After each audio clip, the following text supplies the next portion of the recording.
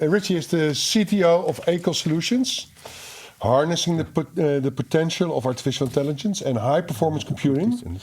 Rishi has dedicated his career to transforming complex challenges into actionable solutions. His talk is on how complex physics can be modeled using digital twins.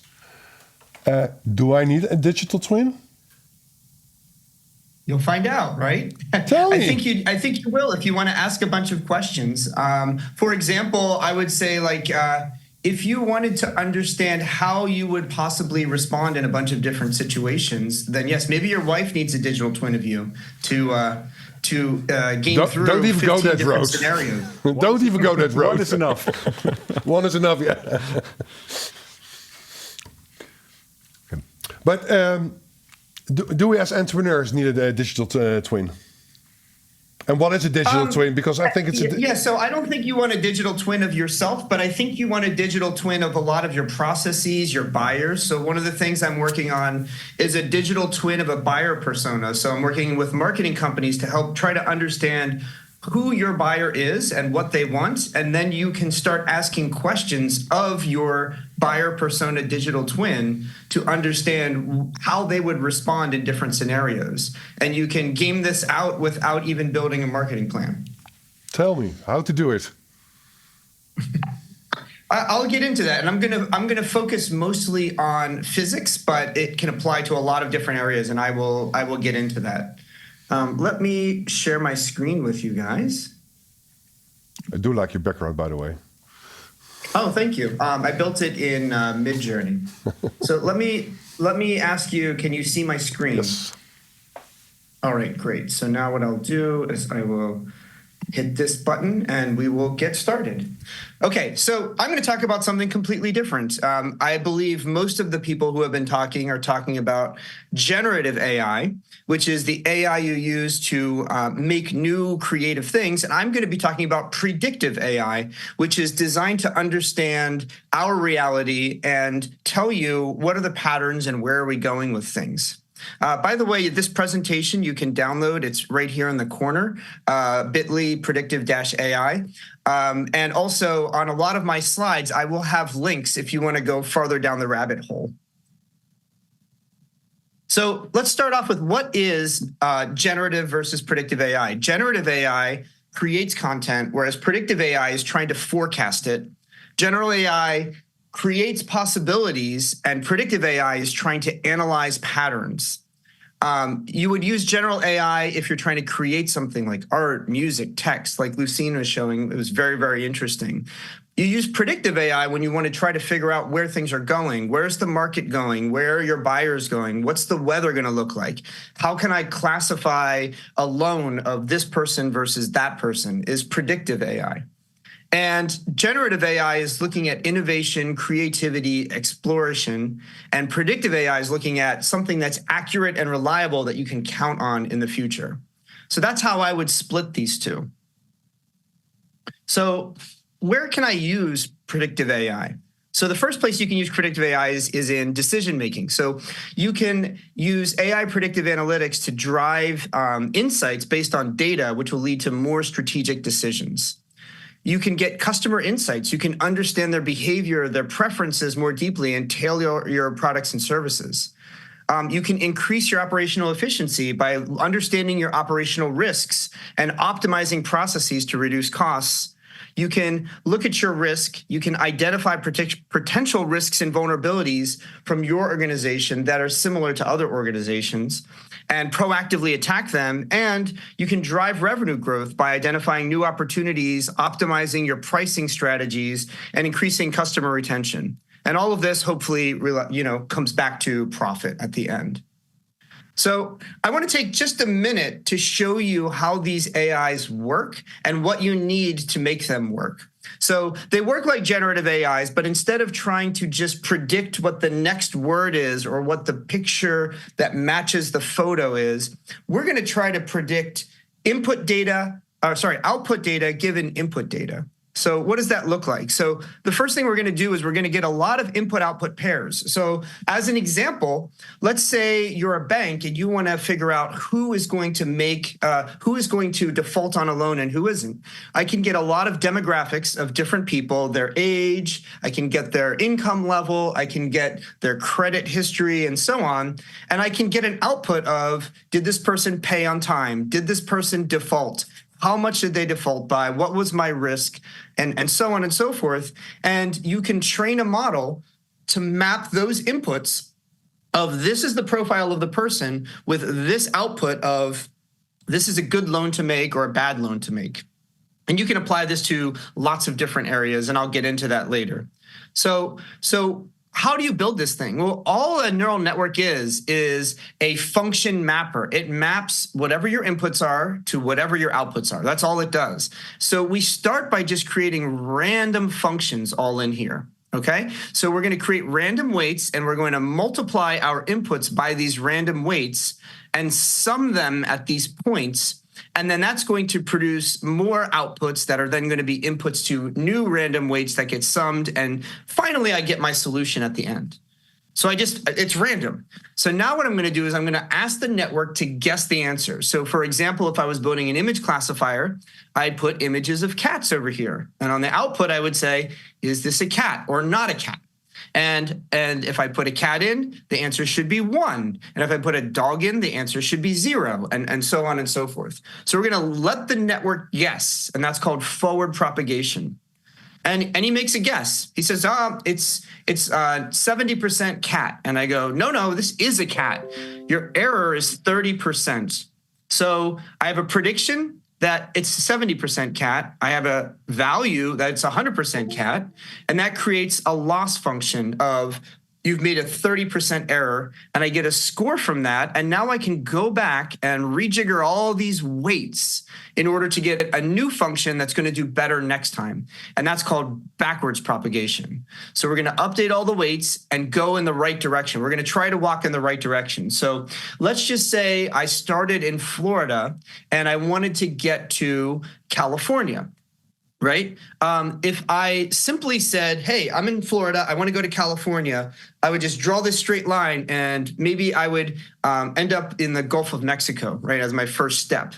What you do instead is, instead of trying to go all the way to California, I'll just take a step in the direction of California, and then I'll realize, oh, there's this barrier called the west coast of Florida. I can't drive past it. So I start needing to go north, for example, and then I'll go west over time, as opposed to trying to jump to the right conclusion. So the example I give people is like, so I have a coffee mug here. I don't know if you can see this, the screen may be taken away, but if I want to grab a coffee mug, the way I do that is I look at the coffee mug and I take a step in the right direction. I don't just jut my hand out and grab the mug. I take a step in the right direction. I look, am I getting in the right direction or not? And then I take another step and another step.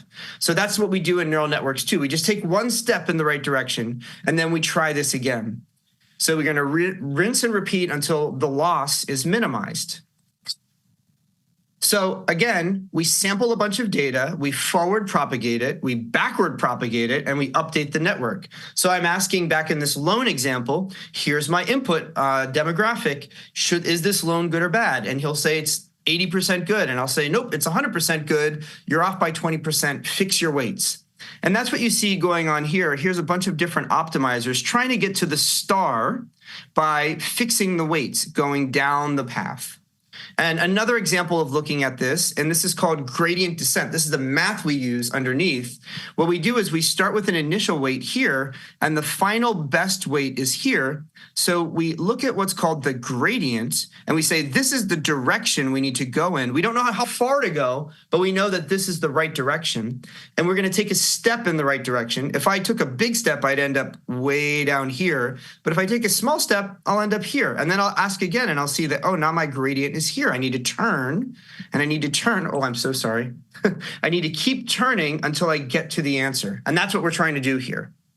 So here are some examples of neural networks learning the answer. So if I'm trying to classify the black dots and the white dots, there's good loans and bad loans. and I want to classify them into this yellowish and this purple color here, I start off with a random thing, and then I'm trying to minimize the mean squared error, and you can see I'm getting better and better. I can also learn a pattern like this. I can also learn a sine wave, which has a dependent and an independent variable. I can learn a absolute value. And these are all 2D representations, but in the real world, I'm learning a mapping of a huge n-dimensional representation into a lower dimensional answer. So, or vice versa. So for example, in Lucine's talk, he was mapping tokens, these words, into images. So he's building a map of these words mean these images. And that's all networks are doing. This is the magic behind how neural networks work. And then what the data scientists are really doing is they're figuring out what is the right network topology here, and what is the right rate of learning, and what are the right inputs and outputs in order to make this magic work. But this is a look behind the curtain of what's really going on. So I wanted to introduce that before I started talking about digital twins, because I wanted to explain to you what a digital twin was. So now we have a digital twin. What the heck are we going to do with it? So I have a physical twin, which could be an object, a process, or a system.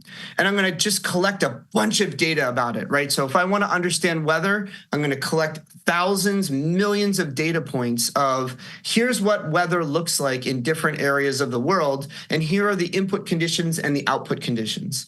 And then I'm going to build a representative model of that physical twin, and that's going to allow me to ask a lot of what-if questions. Now I can ask, well, what if, as this front is coming across the country, if a cold front comes this way, what would happen? If I flew a plane through this turbulence, how would the wing be affected? What if I changed the wing of the plane?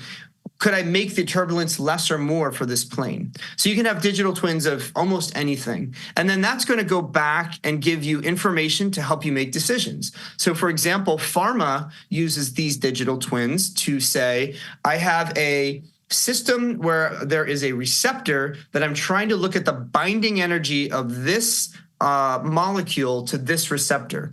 And I can look at a bunch of different molecules and a bunch of different compounds, and then I can ask the question, well, here's my receptor of interest. What is the best molecule? And I can try billions of different molecules and find out these molecules are potentially very good, these molecules are bad, and that allows me to go back into my what we call in vitro or in vivo system, which means in lab or in life system, and try these things out without having to try a billion different ideas. So that's why we want a digital twin, but there's more to a digital twin, and I'll get into that. So I want to take a second to tell you about my digital twin that I'm working on for oil and gas. So the problem we're trying to solve is, how does carbon dioxide permeate through the substrate of different areas of the Earth, because we want to inject carbon dioxide that we're capturing from the Earth and sequester it under the Earth so that it will calcify and become limestone. So this is a model of the permeability of the Earth. And what permeability means is it's the amount that a substance can permeate in a direction. So how much can I go left, right, up, down, in, out?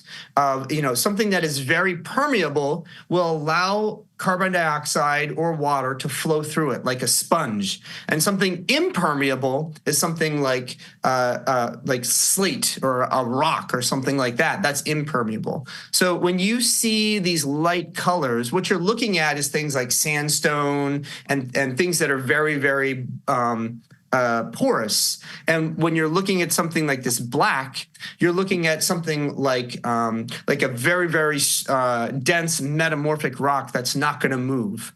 And this is a physical simulation, and we're looking at how carbon dioxide moves through the Earth. We're using it's basically a mathematical model of a physics simulation, and that's what we're doing here. But this takes a long time to do. This simulation takes 30 minutes. And what I'm going to talk to you about is how can I use AI to convert that problem into something that takes seconds to do, and now I can do a lot more with it. So if I can go to my next slide. So very quickly, this is the type of network that we're using. You start with an input, and this would be, I just have X here, but it would actually be XYZ. It's a permeability model of the Earth. This is our input. First thing we're going to do is we're going to project this into a large dimensional space. Now, why would you want to do that? You want to be able to play in the world of possibilities. So the example I give people is, let's say you were an ant on a piece of paper. And on this piece of paper, there's a circle drawn on the paper. And you're inside the circle, and the answer is outside the circle. So you're going to hit the edge of the circle, and you're stuck. But if this ant could go into the third dimension and fly, he could get to all of the space and find the right answer. And unfortunately, 3 dimensions is not enough dimensions to find the right answer. So we actually project this into like 20, 50, 100 dimensions in order to find the right answer. Now, the next thing we're going to do is we're going to apply a filter. We're going to apply what's called a Fourier layer. And what that's going to do is it's going to do 2 things. First thing we're going to do is we're going to mix with all the other layers. So I'm on this layer. I'm going to mix with all the other layers. So I'm actually jumping between all of the 20 dimensions over here. And over here, what I'm going to do is I'm going to try to find a specific piece of the pattern that I'm looking for here. So I'm going to do what's called a Fourier transform to convert a physical space into a frequency space. You see all these little sine waves that are here, and I'm going to show you some examples of that. Then I'm going to restrict this Fourier transform to create a filter, and then I'm going to convert it back into the real space, and I'm going to mix that with everything else I saw, and then do it again and again and again. And finally, I'm going to project that back down into 3-dimensional space. And actually, it's 4-dimensional because I'm going to use 3 dimensions and time. So if you look back here, my input is this permeability map, and my output is a series of images. Here's the first image. Here's another image. Here's another image, and so on and so forth. So I'm actually building from one permeability map hundreds of images. That's what I'm trying to do. That's my digital twin.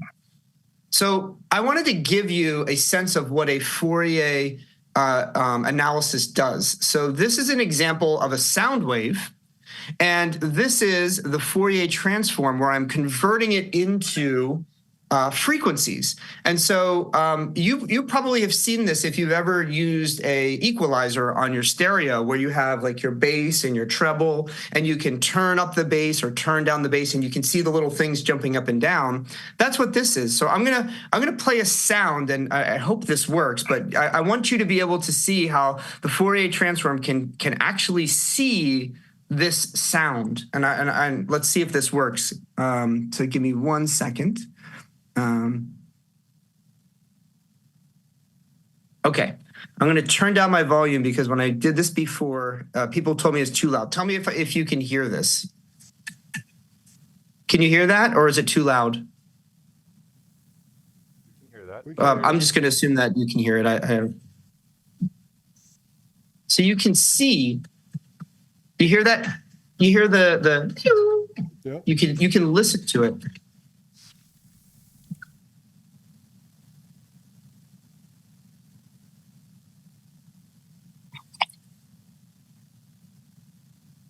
So this is what a computer can convert a sound wave into frequencies, and then edit those frequencies, and then convert it back into sound. We're doing something similar with the Fourier network. So the next thing is, how do I do this restriction here? Okay, what is this restriction part? So now I want to filter the data. So I'm going to give you an example of a low-pass filter of a saw wave. So this is a saw wave, and here's the frequency analysis of that saw wave. And what we're going to do is we're going to delete all of this, and it's going to create this is time here, and these are the frequency bands here going up the y-axis. And what you'll see is all of this here is going to become black, and you'll hear the difference between the two. So let me turn it up just a little.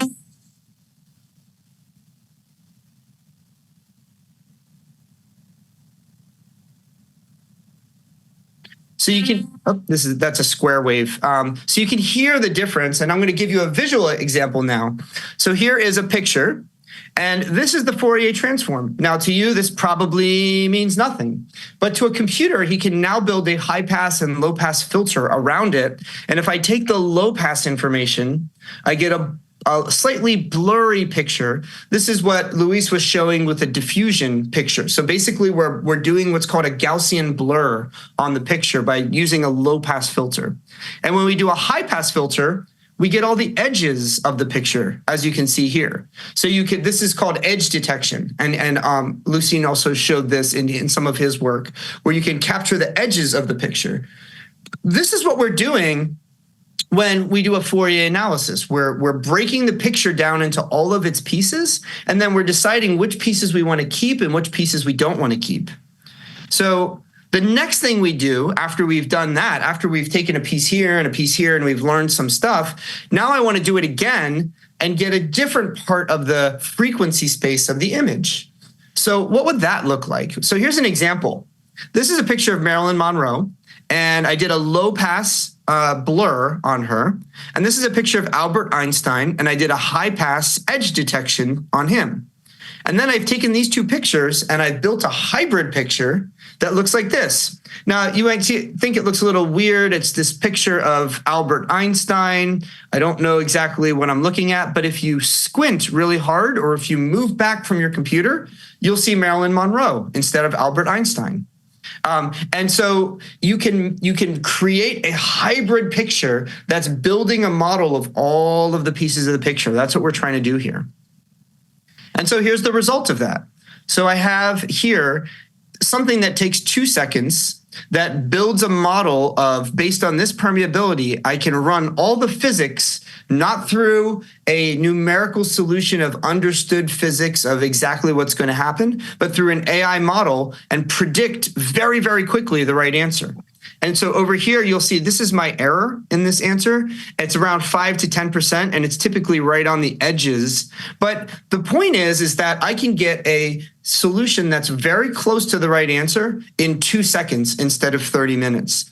And now I can ask a bunch of what if questions. I can ask, what if I injected the CO2 faster? What if I injected it in a different area or 100 different areas? What if I injected it fast first and then slow? How much can I inject before I blow this pressure cap at the top here? I can ask all of these questions that I can't really ask in the other simulation because it takes way too long to do. And now I can ask those questions.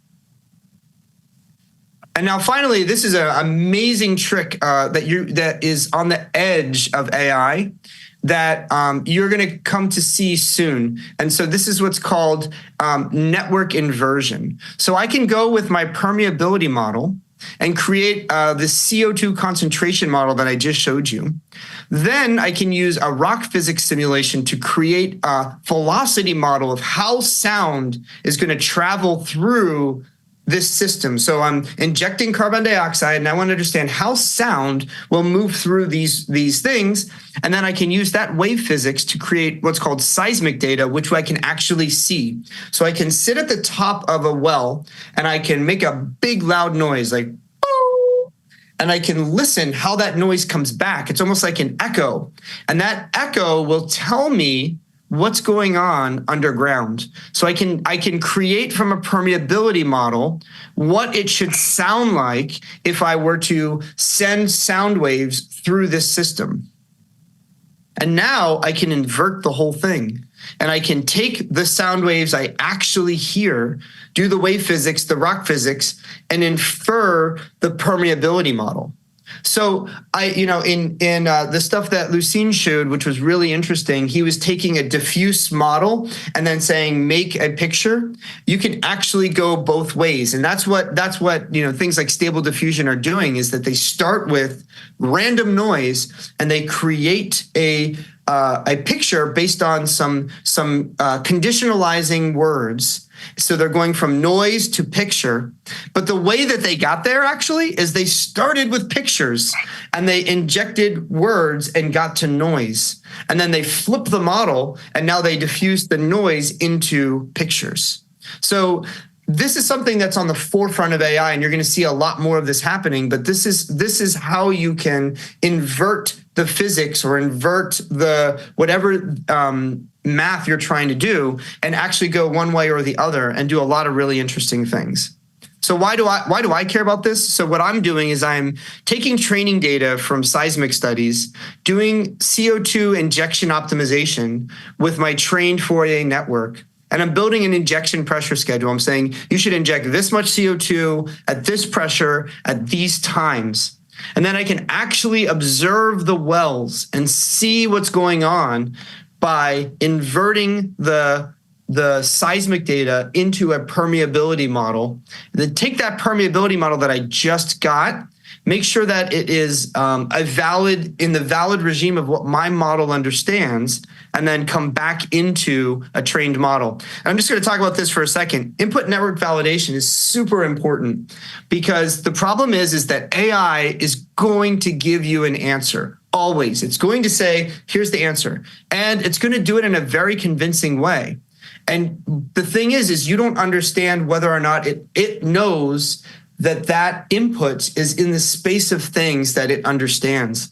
And so one of the things you need to think about when you're training a network is, how do I know that the thing that I'm feeding it is even a valid thing? So say, for example, you trained a neural network on your knowledge base in your company, a large language model, and a customer comes in and asks a question that is not within the scope of what your network understands. It's still going to produce an answer. And you need to have a way of validating that the question is a valid question. And that's what an input validation network is. And if you DM me offline, I'd be happy to talk to you about it more. So to kind of wrap up, where can I use this stuff? So in healthcare, I can do predictive diagnostics. I can get your medical records, your genetic information, imaging data, and predict the likelihood of different diseases before symptoms manifest. In fraud detection, financial institutions can predict transactional patterns in real time, and we can flag potentially fraudulent activities. And we can learn from historical data what different types of things can happen and reduce our losses. In retail inventory management, I can look and optimize by forecasting the future product demand based on historical sales, trends, and you can meet customer demand without overstocking and reducing waste and improving profitability. In manufacturing, we can do what's called predictive maintenance. We can understand when machines are going to fail and what those failures are going to do to our value chain. And we can take things offline and create redundancies in such a way that our value chain is not affected by the maintenance. In energy, we do demand forecasting. We need to understand who's going to need energy when and why. And this is based on the time of year. It's based on the weather. It's based on things like the time of day. It's based on other things like, are people in general experience economic wealth, or are they having a much slower time? So in a recession, certain things happen versus when we have a stock boom. And finally, like in transportation and logistics, I can optimize routes like I was talking about before. So based on weather, historical traffic data, and so on, I can figure out what is the right route to take in order to optimize different things, such as time, such as gas, such as number of drivers, and so on and so forth. And so these are some of the ways that predictive AI can be used in your business. And I'd be happy to take any questions, or also if you hit me up on WhatsApp, I'd be happy to take go any further with you on any of these different types of things. So I'm going to move on to any questions now, and that's it. Well, thank you. I only have basically one. It's a bit of a philosophical. Sorry, question. So, do the digital twins have the capacity to help us solve the global problems that we are facing at the moment? So, can you be a little more specific? Can you give me one so I can hone in on it? Well, one is, of course, the global warming aspect.